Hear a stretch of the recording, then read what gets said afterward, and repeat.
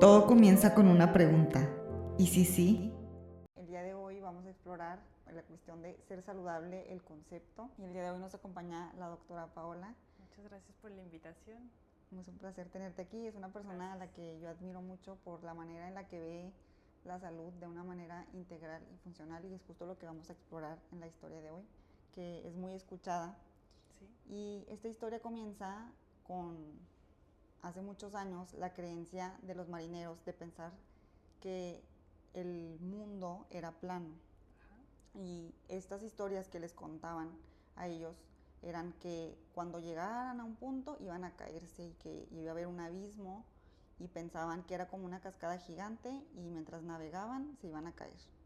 Entonces pues los marineros tenían mucho miedo de navegar más allá de lo que podían ver. Y obviamente pensaban eso porque ellos veían a la luna y veían el sol y veían cómo iba cayendo y se escondía, y decían, obviamente a nosotros también nos va a pasar como a la luna y al sol, que en algún punto se desaparecen y quién sabe a dónde se fueron. Claro. Y nunca se imaginaban que la Tierra era redonda, pero en realidad la Tierra siempre había sido redonda. Cuando lo hacemos la comparativa con la salud, pues nos damos cuenta de que en la medicina, por ejemplo, es igual. Por ejemplo, un mundo plano o un mundo redondo, la medicina integral se podría decir que siempre ha existido, pero no lo sabíamos. Exactamente. Entonces, ¿nos podrías platicar sobre el origen de la medicina? Claro. Pues mira, empezando en 1900, desde esa época, lo principal que se usaba en medicina, lo que ahora manejamos como alternativo.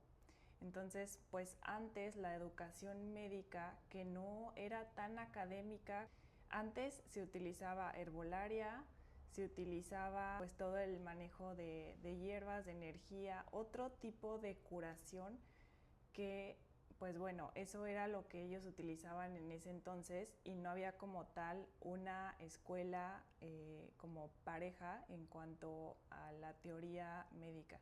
Simplemente se iba pasando de generación en generación, pues el enseñarle a alguien más y que ese alguien más como un mentor y que fuera propagando pues el conocimiento.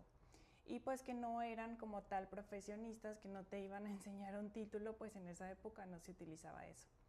Pero resulta que principalmente pues en Estados Unidos, ¿por qué? Porque ahí fue cuando empezó a crecer la industria petrolera. ¿Por qué menciono esto?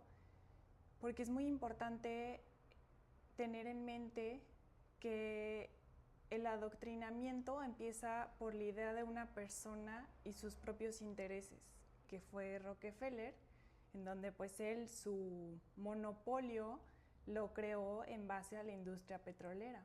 Entonces pues él tenía esa visión de negocio que fue muy buena en esa época, pero todo pues para él. Entonces dijo, ¿cómo puedo crear otro o abrir otra puerta de negocio que me beneficie porque ya esto ya está agotado?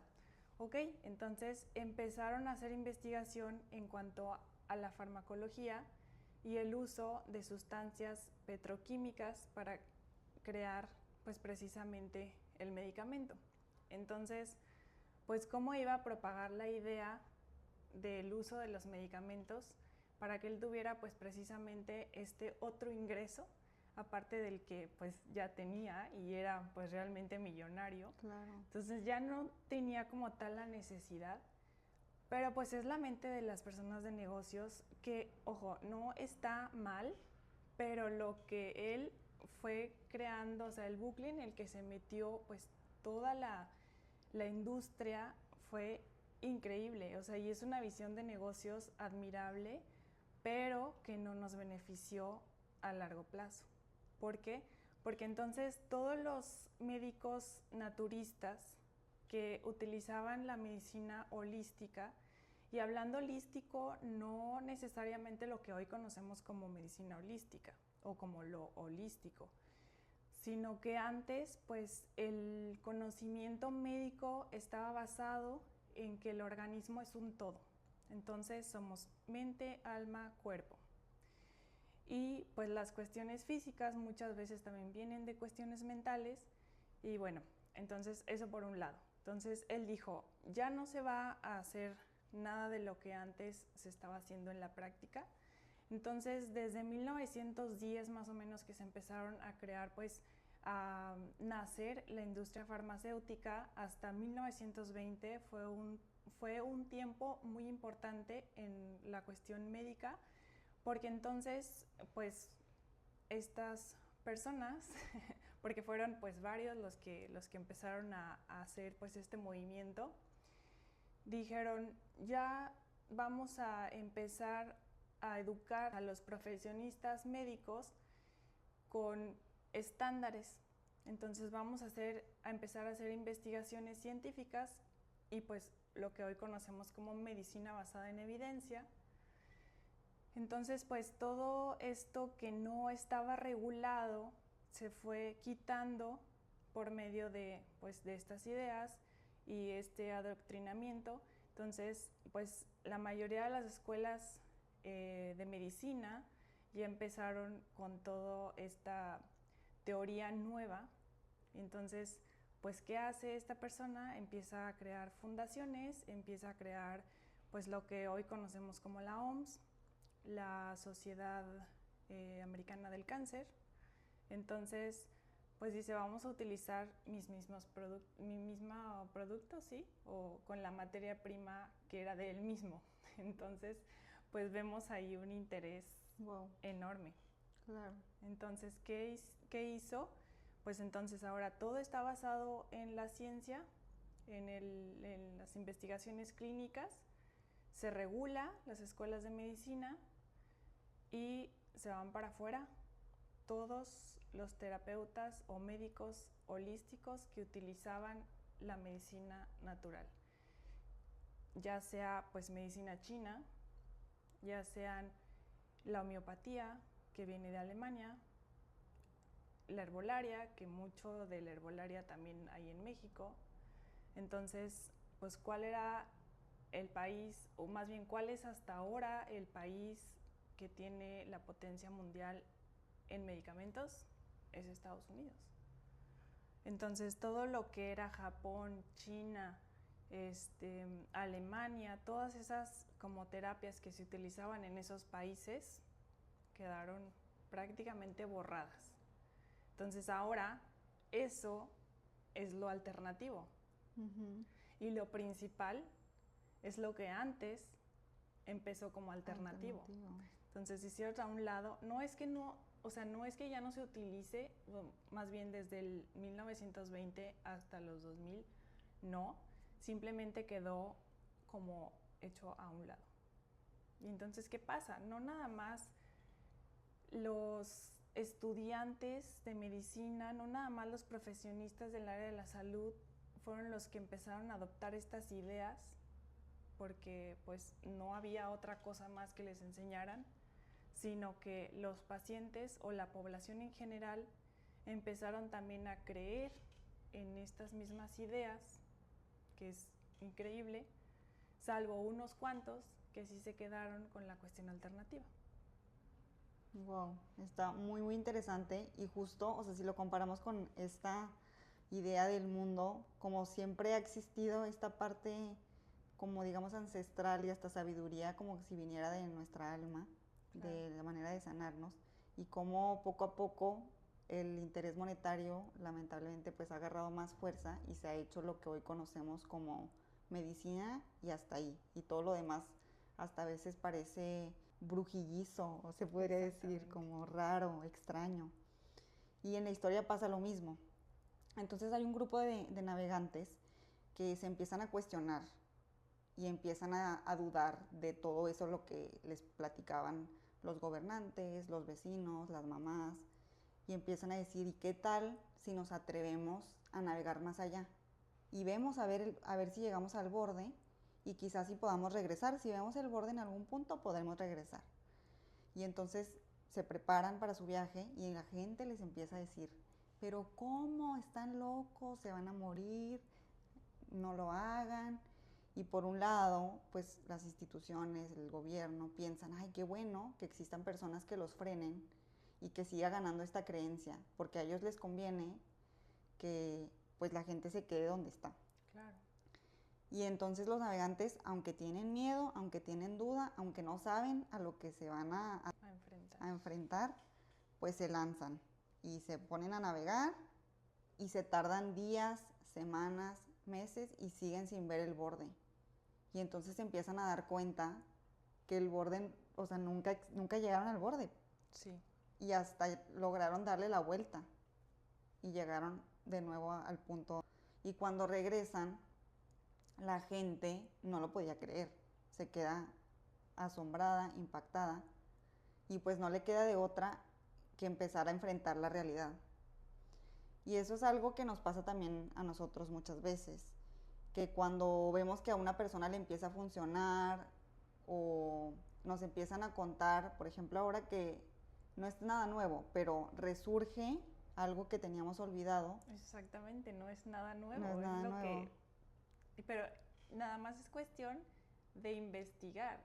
O sea, hace poquito tuve la oportunidad de leer un libro de medicina integrativa donde precisamente mencionan esto, y algo que también fue muy puntual en esos años fue un estudio que se lanzó, o una información que se llama de Flexner, porque Abraham Flexner lanzó este como documento en donde menciona precisamente todo esto que mencionamos antes, de que la medicina iba a ser basada en evidencia. Wow. Entonces, y eso fue lo que marcó el nacimiento de la medicina como más famosa, como la conocemos hoy. Wow. Sí, y totalmente es algo que pues difícilmente queremos ver o nos cuesta, porque ya han sido tantas generaciones, como justamente le pasó a los marineros, en las que se ha repetido constantemente, que se ha normalizado más fácil, porque a veces consideramos también que la medicina integral requiere más de nuestro esfuerzo. Entonces, ¿qué pudieras decirnos sobre esa diferenciación entre la medicina, o sea, el enfoque de las dos medicinas, si lo pudieras explicar de una manera sencilla? Pues sabemos que la investigación científica también tiene mucho interés de por medio. Entonces, pues a los científicos les convenía investigar sobre medicamentos, no investigar sobre otras cuestiones extras o alternativas. Entonces, pues, ¿qué pasa? Que se empiezan a tratar a las personas solamente, o a los pacientes solamente, con farmacología. Entonces ya no existe otra terapia más que eso. Entonces, pues no se dan cuenta que solamente están tapando síntomas y no están curando realmente a las personas. Entonces te pregunto, Pau, ¿tú crees que hay un interés de por medio en todo esto? Pues claro, como mencionabas, el interés de Rockefeller principalmente era ganar más dinero. Claro. No realmente curar a la persona. Y me imagino que entre menos cures a la persona, más depende de seguir comprando esos medicamentos. De los medicamentos. Entonces, pues no les convenía realmente curar. Entonces, esto es algo muy puntual y muy importante tomar en cuenta, porque no nos dábamos cuenta. O sea, como médicos, bueno, yo que estuve pues en la escuela de medicina, y muchos otros médicos que ya están del otro lado, del lado pues de la salud realmente, nunca nos enseñaron esta parte. O sea, siempre fue dar un medicamento y listo. Entonces, realmente aprendíamos sobre la enfermedad, no aprendíamos sobre la salud. Entonces, ¿qué está pasando? Que entonces damos un medicamento y ponemos un curita a la enfermedad. Y entonces la persona sigue enferma, sigue dependiendo de medicamentos, y sin que nadie le diga que hay otras alternativas para cuidar su salud. Y aquí es donde entra mucho lo preventivo, que entonces pues son cambios de hábitos que nadie les dice que deben de hacer. Simplemente te duele, tómate un medicamento, y no te dicen te duele, muévete, haz fisioterapia, busca otras cuestiones antes de darte una pastilla, inyectarte un medicamento. Entonces, resumiendo, digamos que la diferencia entre la medicina como la conocemos y la medicina integrativa o funcional es en solucionar realmente el problema que tienes y no taparlo o ocultarlo con un medicamento. Exactamente. Wow, está Esa es muy, la muy idea. impactante eso, o sea, como que el saberlo ya históricamente con datos y con evidencia, sí te hace verlo y cuestionarte realmente cuál es el interés oculto detrás de todas estas prácticas y que muchas veces hasta me imagino que te pasó a ti que mientras estudiabas nunca te imaginaste que ese era el fin de la medicina. Yo creo que es algo que también las personas que de primera mano son médicos desconocen el por qué, porque siempre ha sido así, porque no se han tomado el tiempo de cuestionarse de dónde viene, de dónde nace, y porque genuinamente piensan que están ayudando a sanar a las personas y pues quizás solamente están poniendo parches o como curitas sobre las heridas. Y es que lamentablemente ha sido pues la panacea en los últimos, ¿qué te gusta? Estamos en 2025, en los últimos 100 años.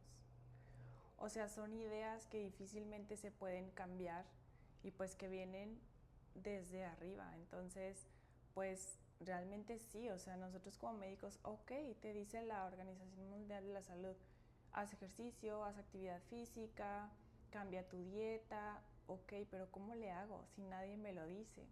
Sí. Entonces, incluso tú como nutrióloga también estudiaste pues el área de la salud, estos temas de nutrición, de alimentación, y pues muchas veces, ya tú me lo dirás en tu experiencia y lo que tú estudiaste en la universidad, mucho de tanto la carrera de medicina como de nutrición, no sé si en el área de fisioterapia también, pero son patrocinios hacia estas escuelas que vienen de industrias de más, o sea, no solamente la industria farmacéutica en el área de la medicina, sino la industria nutricional en el área de nutrición.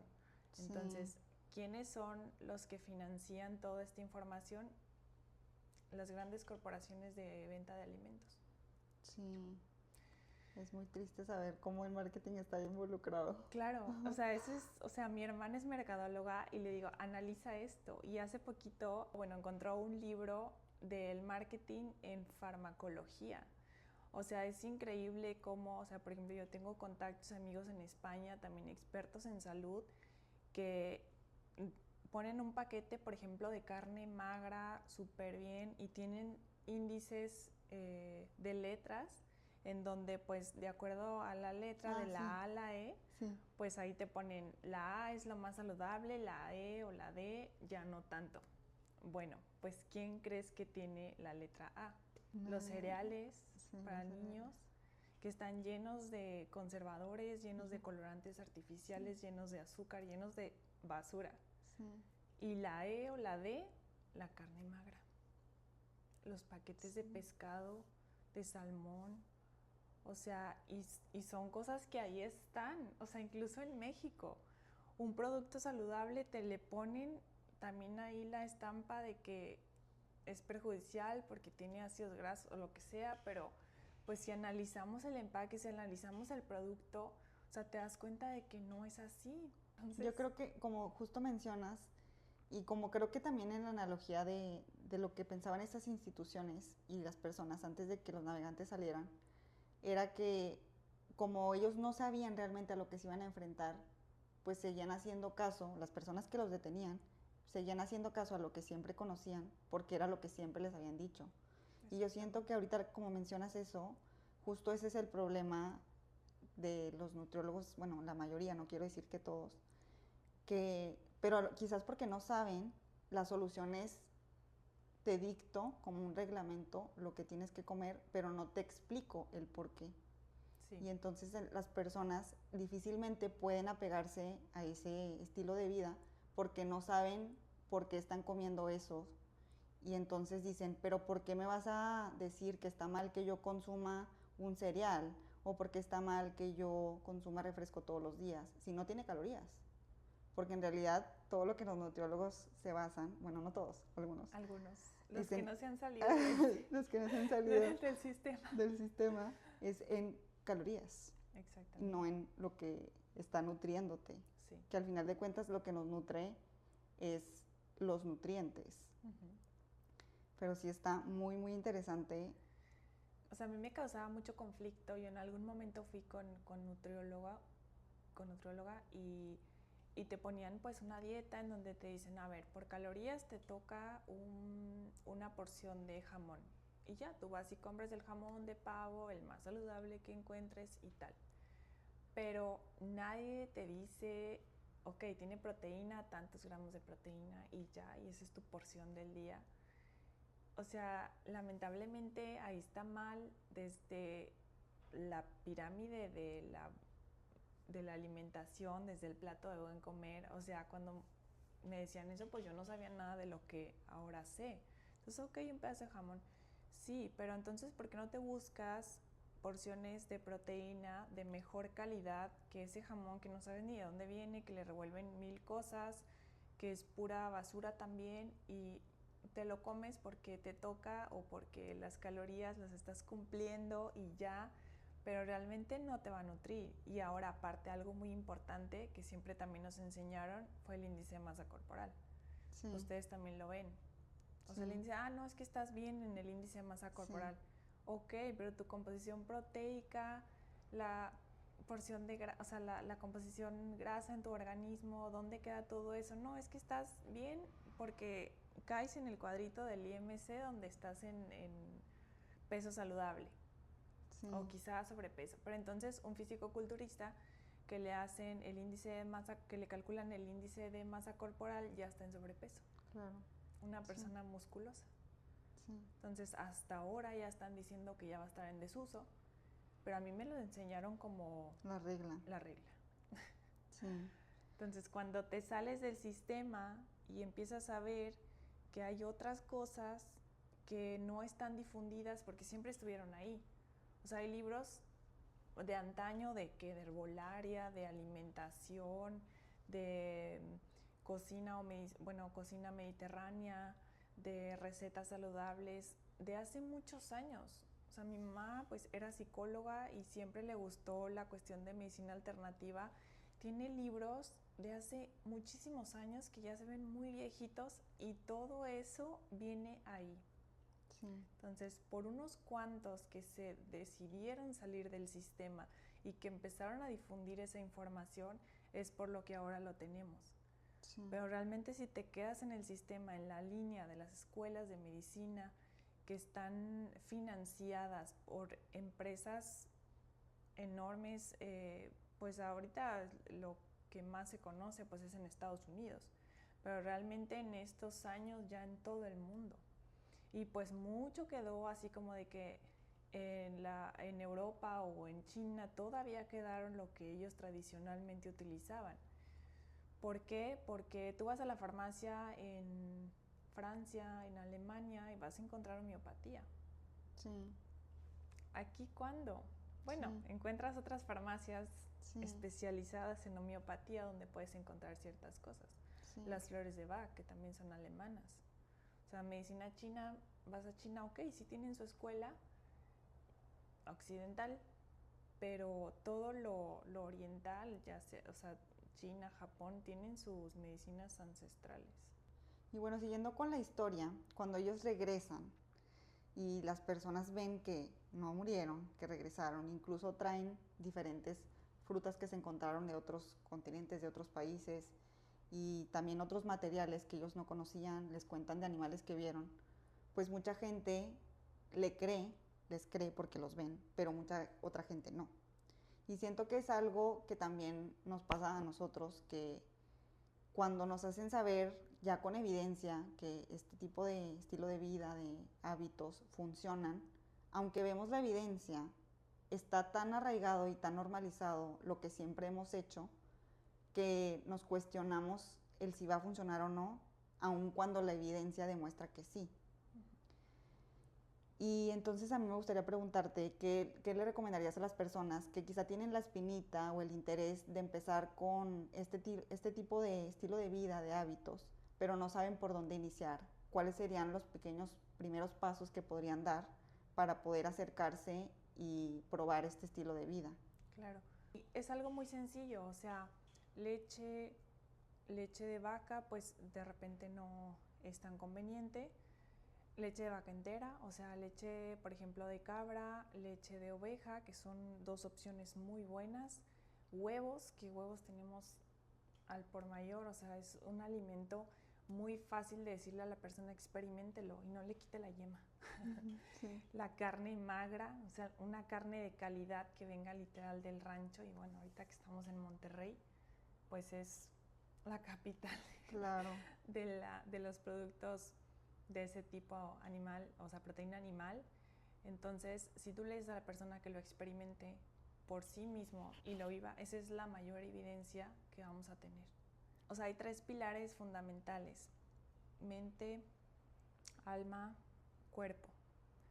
Y uno, o sea, yo soy muy creyente de Dios y de su palabra, que es la Biblia.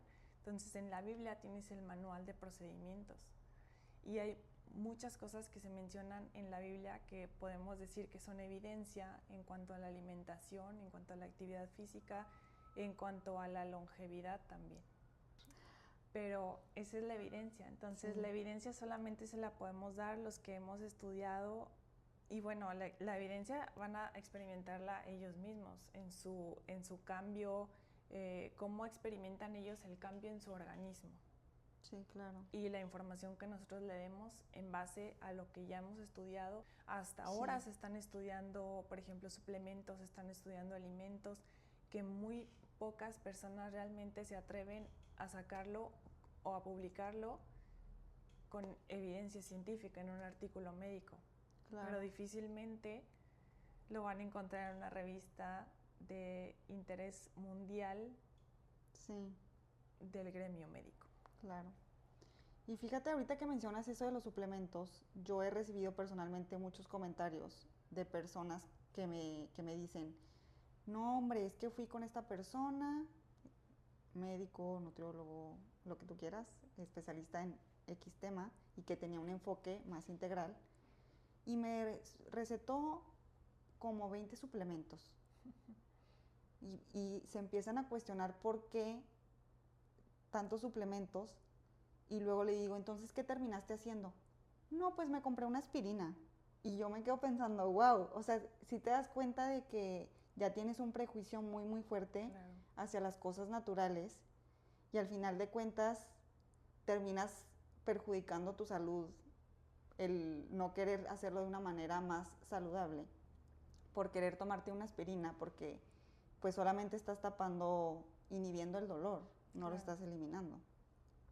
Pero sí hay como creencias muy, muy arraigadas que tenemos que empezar a cuestionarnos.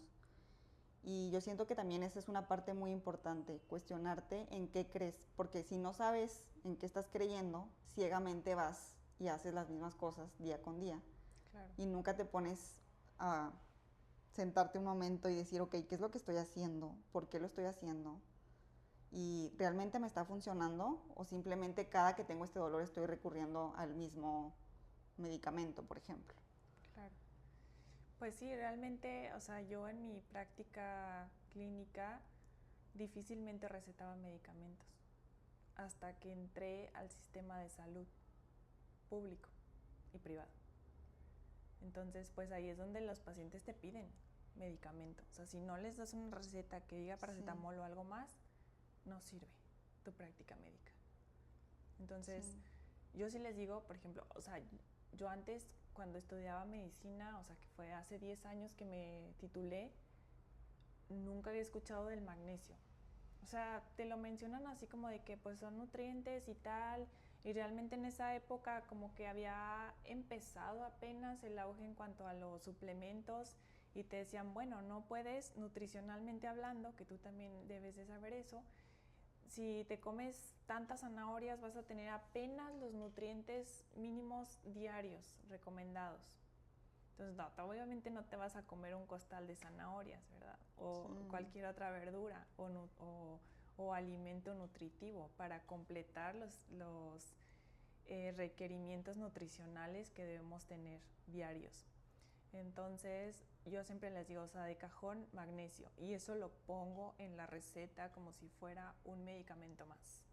O sea, y explicarle al paciente, esto es natural, no es un medicamento. Entonces esto no lo suspenda en el caso del magnesio. Pero por ejemplo ahora uno que está también teniendo mucho avance es la cúrcuma. Y la cúrcuma pues la conocíamos simplemente como pues un condimento de la cocina hindú y de la medicina ayurvédica, que la India es otro de los países importantes en cuanto a la medicina alternativa y basada en alimentación. La cocina ayurvédica es excelente. Entonces la cúrcuma ellos la utilizan en la leche dorada. Que bueno, yo personalmente, si no me gusta consumir leche de vaca, pues yo le pongo leche vegetal de coco. Cúrcuma, que ahora se conoce, y eso sí está, o sea, sí te puedes encontrar ya ahora artículos médicos que hablen de la cúrcuma.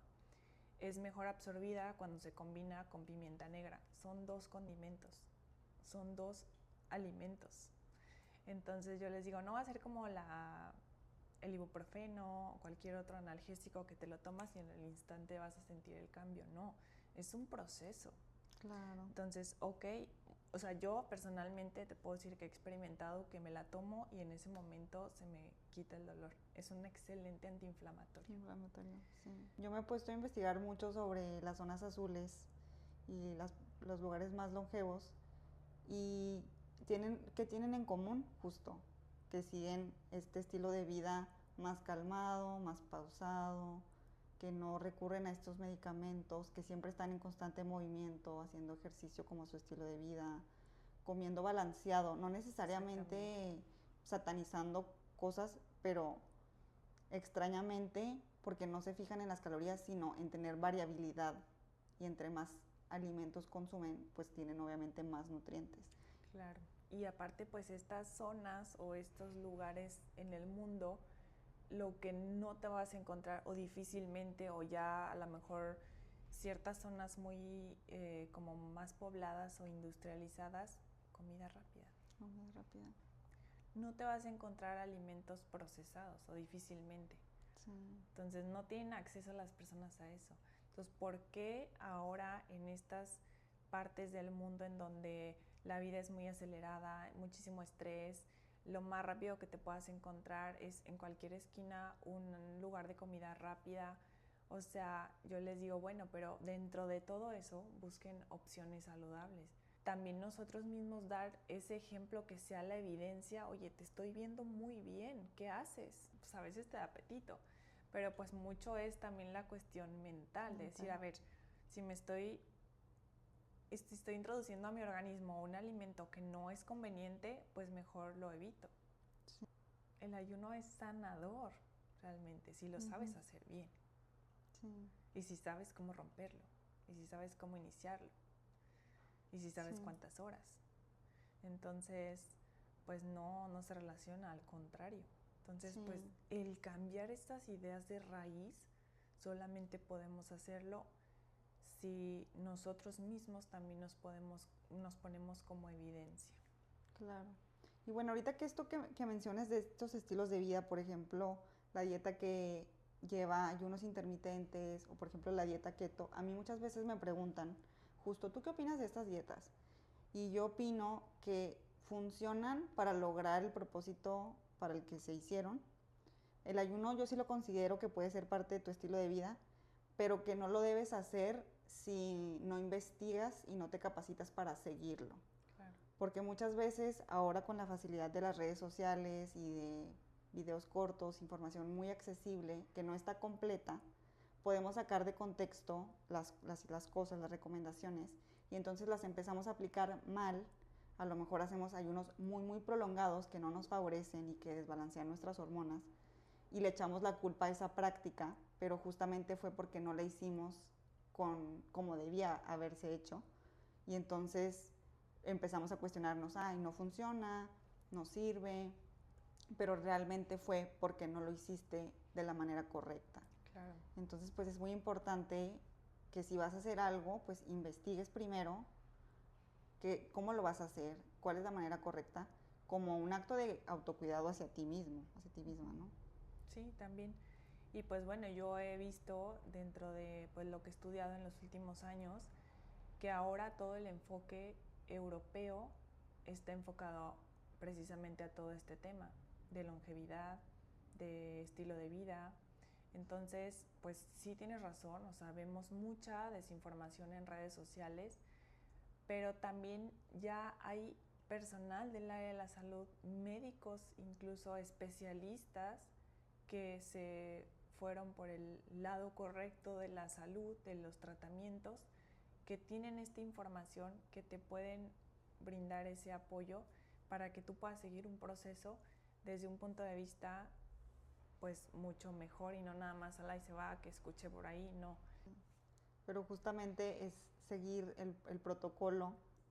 Bueno, creo que también el marketing y la industria alimentaria de ultraprocesados se apalancó de la dieta keto, entonces sacó muchísimos productos que ponen dieta keto, y entonces una persona que no sabe lo que es la dieta keto puede comer muchos productos ultraprocesados que dicen keto pensando que está comiendo más saludable, y pues muchas veces no. Muchas veces no, ¿por qué? O sea, en algún momento buscaba como un snack saludable y te ponen, pues no sé, fritura de jícama, de betabel, de este tipo de alimentos que dices, pues son como un snack saludable, pero si te vas tú a la parte de atrás, todo está cocinado con aceites vegetales.